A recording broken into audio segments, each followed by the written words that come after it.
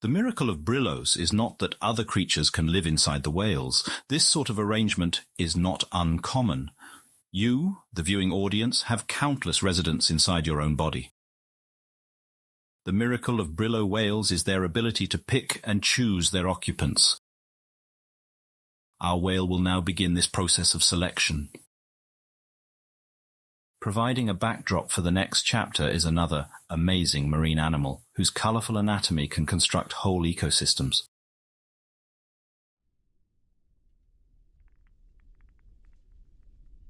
Our Earth audience will find it a familiar species.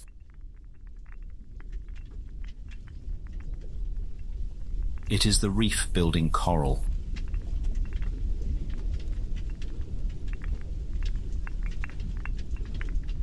A Bikili fish gently picks her way along a mountainous path of calcium carbonate exoskeletons. It's her daily prowl for food, and something tasty has her attention. Plump, bite-sized greebles are entrenched in the nooks below. It'll take her quite a bit of work to pry them out. As the Bikili calculates the best approach of attack, her preparations are interrupted. She joins the other fish fleeing for their lives. A higher caste of the food chain steals the scene. It's a spotted barnacle claw.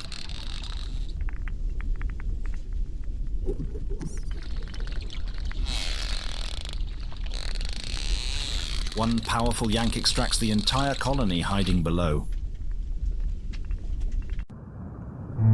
The host Brillo whale groans with dissatisfaction. This isn't a meal fit for a leviathan. They will continue browsing for something more substantial. Our whale watches the drama unfold from a safe distance, somewhat perplexed. In the 6 years since we last rejoined him, the Great Reef has not run short of new surprises. From near and far, one can hear the calls of unknown Brillos bounding off these cavernous walls. At least he still has someone familiar to rely on. His adoptive mother is usually out of sight, but never too far away. She has changed quite a great deal since we last saw her. Perhaps in response to the Penumbra shark attack, she has undergone a zealous application of eye spots to her figure. While not as outwardly apparent, our young whale's body has undergone an even more radical change. His skin layers and immune system have fully developed and are ready to host other species. This dermatological puberty is the crossroad. He must decide what sort of Brillo he will become. How does a young whale make such a crucial decision? The choices are overwhelming, the combinations are infinite, and mistakes are fatal. One way to ensure future success is to replicate past success. Brillo youths find a welcoming adult and attempt to fashion themselves in their likeness.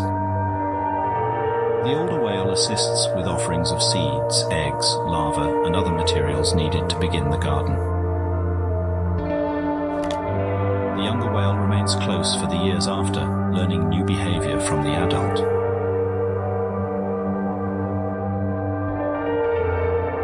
Not every option available to a young whale is desirable. This old-timer is welcoming, but our whale is visibly uncomfortable. It isn't hard to imagine why, but on the other hand, another young Brillo might happily accept this body plan. What shapes such individual preference? Realistically, there are far too many influences to chart, but from our limited data, there is one factor that stands out. We estimate that half of Brillos choose to replicate their own mothers. Our whale displays this preference towards his biological mother.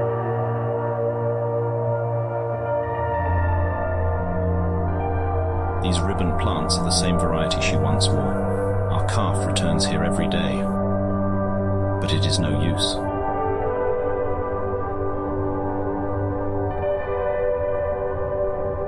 This Brillo whale is deceased. Nothing but a cleaned skeleton remains beneath the foliage. While it is interesting that the garden can partially survive on, none of it can be transferred without the living adult to help.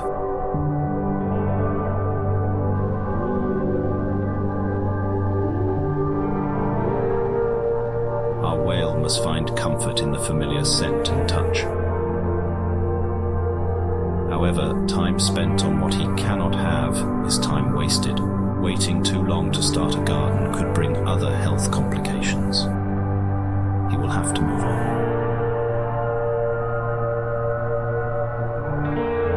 Our whale goes on a search for another plant-based Brillo. For reasons unknown, such Brillos are conspicuously absent this season. It seems as if anything resembling his mother has migrated elsewhere. One single exception is discovered. And he is a spectacular example of aquatic foliage. The shaggy coat is as full and beautiful as the late mother's. But not all Brillos are welcoming. Day after day, he tries to draw the adult into play, and day after day receives the cold shoulder. The adult flatly refuses to acknowledge his existence. This male has tunnel vision on the single purpose of mating. Babysitting is not on the agenda. We watch an attempt to woo a female fail pitifully. She is clearly put off by his little sidekick, tugging roughly on his leaves. Days of pent-up agitation are suddenly unloaded. Our whale is chased off at the point of a skewer. It may feel like a painful sacrifice, but a plant body is not an option. There's a dizzying amount of other choices remaining, and one of them will have to do. Another morning dawns. The nocturnal animals have returned to slumber, and the frantic energy of diurnal animals resumes. For our researchers, every day following the whale is a journey into an uncharted wilderness. Only a small fraction of the species here have been recorded. And there is so much inexplicable behavior to document. Recent discoveries have centered on the varieties of coral present. The reef itself is now understood to be a multi-layered structure. Progress and knowledge march forward through tireless work, but we often share in our young whale's bewilderment. Who is this? What is on his head? What is going on? We do not know. Our whale runs away, and we simply follow.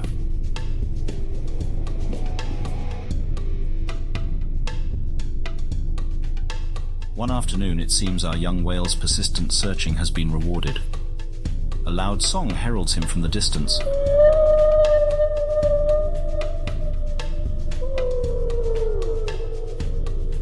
A Brillo hunting party returns. Their high spirits means that all had a good kill. The group's leader is calling to our whale.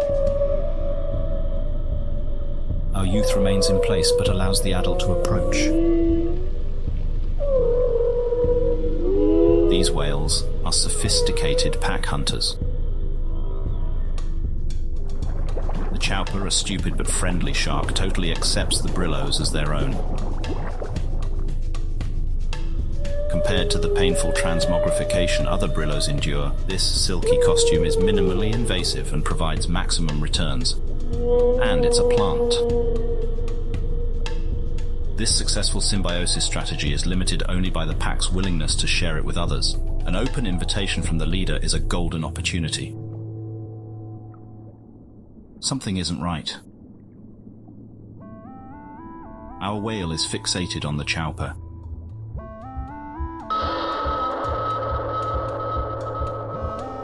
It is a tragedy that our whale seems unable to tolerate sharks of any kind.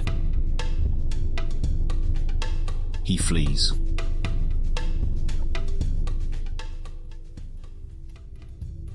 Over the weeks, we observe our subject whale becoming increasingly distressed. It is critical he suppress unpleasant feelings and adopt a symbiosis plan. A Brillo whale cannot survive unplanted.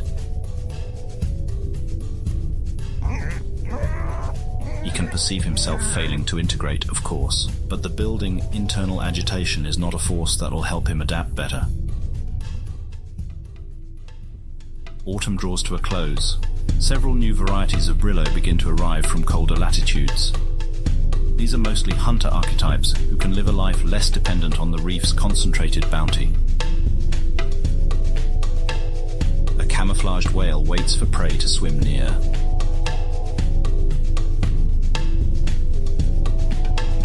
This kind of strategy requires a good deal of patience. Our whale, sensing the hunter, swims wide. The camo whale politely hails him.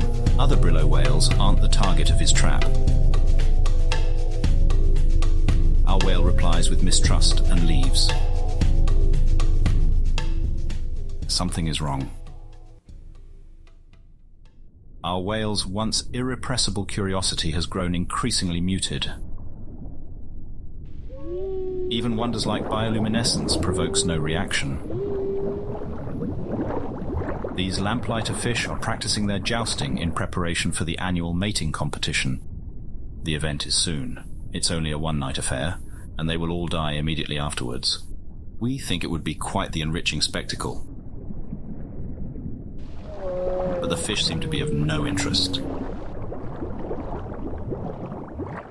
Our research objectives all involve how a planted Brillo changes gene expression throughout its life. An unplanted whale is no use to us. There is a fear that our biometric implants have been invested on a losing whale. But before we can discuss contingency plans, our Brillo finally begins to break bad habits. This unknown youth has snagged a lamplighter and presents it now to our whale. Perhaps he was enthused to share his catch and our whale happened to be closest. Brillo interactions can be opaque, but these two have clearly hit it off. For once, our whale does not withdraw. He is proactively engaging instead of passively responding. It's a much welcome scene, but it begs the question, what changed? What external factors could have contributed to a more outgoing posture? Did our cameras miss a life-changing event? Does this stranger seem less threatening than all the others? It is true that our whale, having been born outside the herd, has consistently lacked peer contact his own age. Young Brillos cannot transmit garden organisms between each other, so the interaction here probably feels less fraught than it might with an adult who could permanently dose him with life-altering symbiosis. We hypothesize that juvenile Brillo association is a necessary prior step to adult interaction. Regardless of how correct this assertion is, it successfully buys our study additional time. The two whales spend the rest of the day playing and are still chasing fish together when we leave them.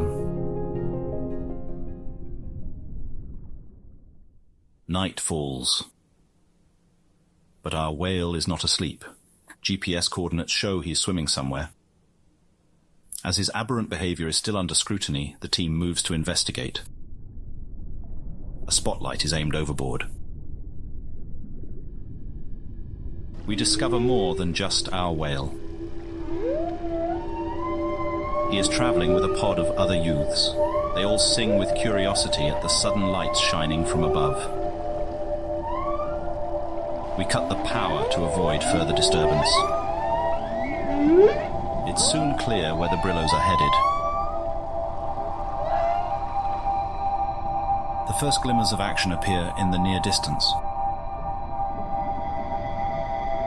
The night of the lamplighter fish has begun. The ocean starts to flash brilliantly as males battle for the attention of females. The weak are pierced open, spilling bioluminescence into the water. They shine with complete indifference to predators attacking. Known as predator satiation, there are simply too many to all be eaten.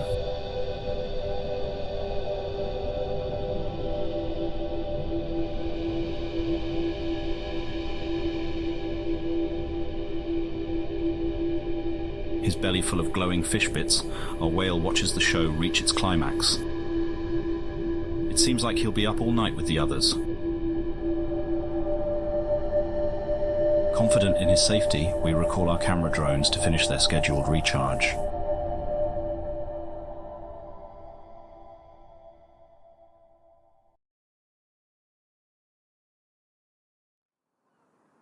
By blocking wave activity, the barrier reef creates a wide lagoon behind it. The placid water stretches for several kilometers before being overtaken by a mangrove forest. Parts are so shallow that they become exposed to air at low tide. At high tide, other areas are deep enough for a troublesome young whale to get lost in.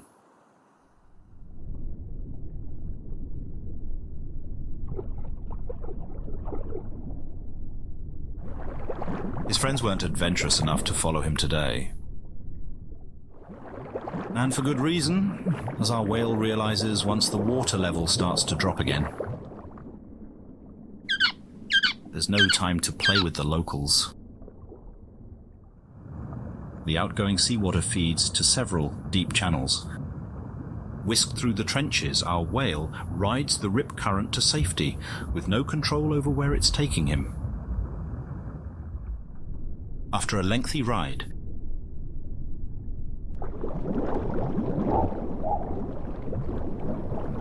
he is spat out far from where he began. This is the end of the Great Reef. It's exposed and dangerous territory, but our whale can't help himself from having a look around. There's a sudden realization that he's being watched. Something is stirring within the cave behind him. It's another Brillo whale. Our whale approaches, but there is no friendly greeting. This isolated loner is an exile from the herd. Banishment is reserved for excessive violence against fellow Brillos. Most likely it was a mating joust that escalated to fatal combat. A deteriorated mental state from years of isolation is what has made him truly dangerous. Our Brillo can understand that a noiseless approach signals an attack. He whistles another greeting. It's met with an oppressive silence. The crown of a shark's jaw attests to this whale's staggering strength.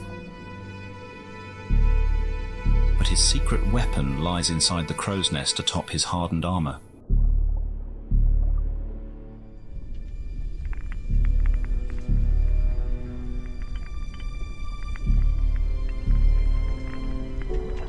The Vorpix octopus wakes when it senses a kill is imminent. He serves the role of a hunting partner who swims in advance. Usually it latches over the eyes of prey and attacks with its serrated beak.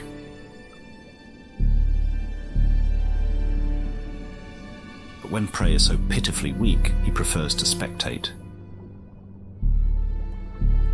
Our whale is far from being scared. He's experiencing a whole other emotion. He knows. This was unexpected. Abandoning caution, the calf sings and plays like he's found a new friend. He goes in for a nuzzle and the harsh exterior cracks. How long has it been since the old-timer experienced any warmth of companionship? Maybe having a little apprentice killer won't be so bad. He grunts, struggling to remember a song that isn't also a threat.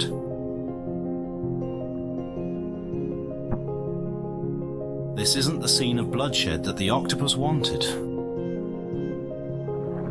It seems he's witnessed this cycle once before, as he knows what must be done. The vorpix presents our whale with a living piece of the armor plating. A quick feel for the soft spot. And the deed is done. When the young whale wakes up, the implant will already have sprouted roots to hold firmly fixed in his skin. With this major milestone now documented, the mobile lab departs and will not rejoin the whale again until his adulthood. Implants will continue to transmit information about his physical development for a 20-year remote observation period. This also ends the documentary team's access to the whale and concludes the first phase of our project. For us, raw data is far less compelling than first-hand observation of his body being reconstructed. 20 years is a long time for impatient humans to wait. When we do meet our whale again, it is hard to guess now what we might find. All the changes he experiences over 2 decades will be witnessed in a single moment. It should be nothing short of a complete metamorphosis.